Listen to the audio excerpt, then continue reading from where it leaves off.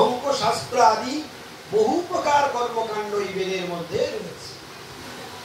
এখন সৌনকমুনি বলতে চাইছেন ভুরিনি ভুরি কর্মাণি, অর্থাৎ ভুরিনি মানে প্রচুর প্রচুর, ভুরি কর্মাণি মানে ওই বেদের মধ্যে যে বহু প্রকার কর্মকাণ্ডের কথা বলা রয়েছে, স্রোতবিহারী বিভাগ সহ বহুকাল ধরে পাঠ পাঠ করে ভাগ ভাগ করে যদি বহুকাল ধরে ওই কথা আমরা পড়তে থাকি, সৌনকমুনি বলছে স্রোতবিহারী বিভাগ সহ শ্রবণ করি, বিভাগ সহ মানে ভাগ ভাগ করে পাঠ পাঠ করে অল্প অল্প করে যদি বহুকাল ধরেও পড়তে থাকি,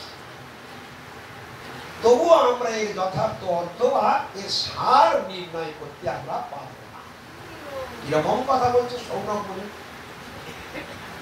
অত সাধু, অতএব সুত গোস্বামীপাদকে লক্ষ্য করে বলছেন, হে সাধু, অত সাধু, অত্র যৎ সারং সমুদ্রিত মনীষয়া, অত্র যৎ সারং অর্থাৎ এই শ্রীমদ্ ভাগবত তথা সমস্ত শাস্ত্র, তার মধ্যে থেকে সমুদ্রিত মনীষয়া, আপনি বিচক্ষণ, আপনি বুদ্ধিমান, আপনার স্মৃতিশক্তি অফুরন্ত, আপনি পূর্ব গুরুবর্গের কাছ থেকে আপনার সৌম্যতা গুণে আপনি তাদের সাক্ষাৎ কৃপালাভ করে প্রত্যেকের কাছ থেকে, প্রত্যেক গুরুদেবের কাছ থেকে আপনি তাদের হৃদয়ের অন্তরের অন্তঃস্থলের ভাগবতীয় কথা আপনি আস্বাদন করেছেন। এখন সমুদ্রিত মনীষা ওই বেদের মধ্যে যা সার এবং আপনি সমস্ত গুরুবর্গের নিকট থেকে যে শিক্ষা লাভ করেছেন তার সার সমুদ্রিত বাছাই করুন মনীষয়া আপনার তীক্ষ্ণ বুদ্ধিমত্তার দ্বারা। তারপর ব্রুহি, ব্রুহি মে, ব্রুহি মানে বলুন, মে মানে আমাদের, আমাদেরকে, ব্রুহি মে ভদ্রায় ভূতানাং, ভদ্রায় মানে মঙ্গলের জন্য, ভূতানাং সমস্ত জীবে, দেখলেন আমার কথা বললেন না, এইখানে ভাগবতের এই সমস্ত মহাত্মাদের চরিত্র এই রকম। আমরা বলি আমার কি হবে, আর মহাজনের ভাষা আমাদের দুর্গতি কি হবে। দেখছেন কিরকম তফাৎ? যদি বলি আমার কি দশা হবে তাহলে আত্মকেন্দ্রিক ভাষা হবে, আর যদি বলি আমাদের সকলের মঙ্গল কিভাবে হবে তাহলে সেটা সার্বিক হয়ে যাবে।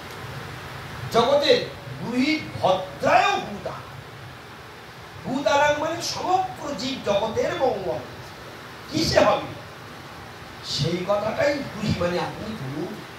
ব্রুহি ভদ্রায়, ভদ্রায় মানে মঙ্গলের নিমিত্ত, ব্রুহি ভদ্রায় ভূতানাং যেন আত্মা সুপ্রসন্ন, আপনি সেই কথাটাই আমাদের বলুন যার দ্বারা আত্মা সুপ্রসন্ন হয়, আত্মা প্রশান্ত হয়, আত্মা শান্তি লাভ করতে পারে, আত্মার চিরন্তন কল্যাণ পায়, সেই কথাগুলি আপনি কৃপা করে আমাদেরকে।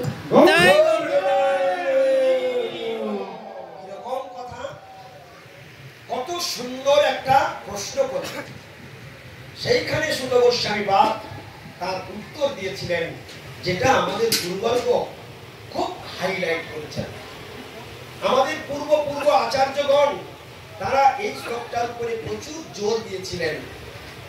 সুত গোস্বামীপাদ কি উত্তর দিয়েছিলেন? বলছে সুত গোস্বামীপাদ ওই প্রশ্নের উত্তর দিলেন, সবই পুংসাং পরধর্ম যত ভক্তিরদক্ষে অহেতুকি অপ্রতিহতা জয়ামাত্মা সুপ্রসিদ্ধতি। তার দ্বারাই আত্মার সুপ্রসন্নতা হয়। প্রশ্ন কি ছিল? যেন আত্মা সুপ্রসিদ্ধতি। শব্দটা ভালো করে আবার শুনে নিন, সবাই কান একদম খরগোশের মতো করে নিন। যেন আত্মা সুপ্রসিদ্ধতি, সবাই একবার বলুন দেখি। খুব সুন্দর হয়েছে, আর একটু জোর গলায় বলুন। আমি বলে নিই, যেন আত্মা সুপ্রসিদ্ধতি। আর একটু জোরে বলুন। আত্মার সুপ্রসন্নতা লাভ হয়। দেখুন, আর প্রশ্নের উত্তর কি দিচ্ছে?